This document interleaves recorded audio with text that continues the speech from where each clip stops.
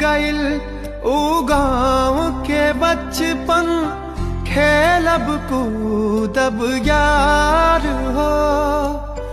बांस के बैट से मैच खेलब मार पीट के बाद हो।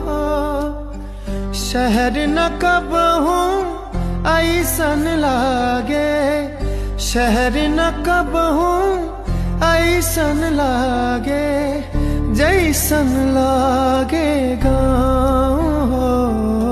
याद खूब आवे हमका खेत के डगरिया, याद खूब आवे हमका खेत के डगरिया। जहाँ बैठ चार यार घूमे दूसरे दुआर, घर आवत